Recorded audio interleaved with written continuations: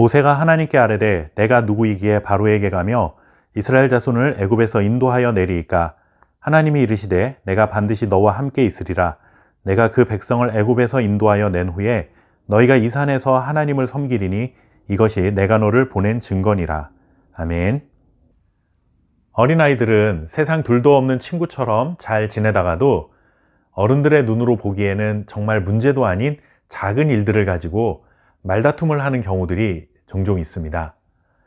티격태격하는 모습을 옆에서 지켜보고 있자면 나도 한때 저런 시절이 있었나 하고 흐뭇한 아빠 미소로 쳐다보기도 하죠. 아이들이 그렇게 티격태격 하다가 곧잘 하는 말 중에 우리 아빠가 얼마나 힘이 센데 너 자꾸 나한테 까불면 우리 아빠한테 이른다 하는 이런 말입니다.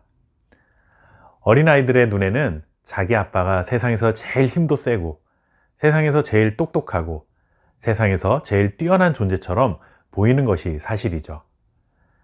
이렇게 사람은 자기가 경쟁하는 누군가에게 조금 밀린다는 느낌을 받으면 아빠와 같이 자기처럼 좀 더 강한 존재를 내세워서 상대방에게 지고 싶지 않은 마음을 드러냅니다. 그런데 오늘 모세와 하나님의 이 첫 만남에서는 이와는 반대의 모습을 보게 됩니다. 모세는 불에 타지 않는 떨기나무 속에서 자신의 이름을 부르는 소리를 듣게 되죠. 그렇게 모세를 부르신 하나님은 모세에게 다짜고짜 이스라엘 자손들을 바로의 손에서 구원해야겠으니 모세 내가 가서 그들을 인도해내라 라는 명령을 하십니다. 모세 입장에서는 정말 그야말로 아닌 밤중에 홍두깨죠.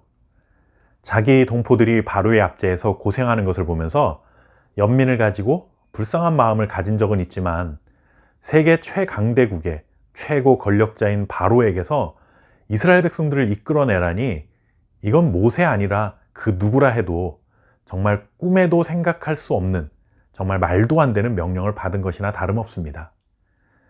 그래서 모세는 어이가 없었는지 하나님께 내가 누구이기에 바로에게 가며 이스라엘 자손을 애굽에서 인도해냅니까? 라고 묻습니다. 이 말은 내가 무슨 권한과 자격으로 바로에게 가며 무슨 능력으로 그와 같은 일을 합니까? 나한테는 그럴 만한 자격도 능력도 없다는 것을 하나님께 어필합니다. 그런데 모세의 이 물음에 하나님께서는 이렇게 답하십니다. 내가 반드시 너와 함께 하겠다 라는 약속입니다. 사실 이 대화는 얼핏 보면 조금 이해가 되지 않습니다. 내가 뭐라고 그런 일을 하겠습니까? 라고 말한다면 상식적으로 상대방은 이런 대답을 해야죠. 아니야, 너라면 충분히 할 수 있어. 너는 준비도 잘했고 아무리 생각해봐도 다른 사람들보다는 내가 적격이야. 뭐 이런 말을 오가야 하지 않을까요? 그런데 하나님은 대뜸 반드시 내가 너와 함께 하겠다라는 약속의 말씀을 주십니다. 하나님이 모세의 말을 잘 이해하지 못하셨기 때문에 그런 것은 결코 아닙니다. 하나님의 이 대답에는 이런 의도가 담겨 있습니다. 이 일을 하는 데 있어서는 모세 내가 어떤 사람이냐 이것이 중요한 것이 아니야. 내가 그런 일을 할 수 있는 사람이냐 하는 것과 아무런 상관이 없어. 중요한 것은 내가 너와 함께 한다는 것이야 라는 것입니다. 제가 처음에 말씀드렸던 어린아이들이 다투다가는 곧잘 자기 아빠를 언급하는 상황과는 반대가 되는 상황이라고 말씀드렸는데 바로 이 장면입니다.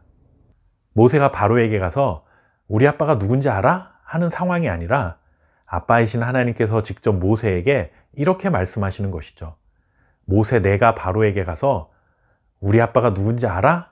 라고 말하라 하는 것입니다. 하나님께서는 모세를 보내시기는 하지만 모세는 하나님을 대신해서 바로에게 가는 것입니다. 모세가 어떤 사람이냐 하는 것은 하등 문제가 되지 않습니다. 모세를 보내신 분이 누구신가 하는 것이 중요한 것이죠.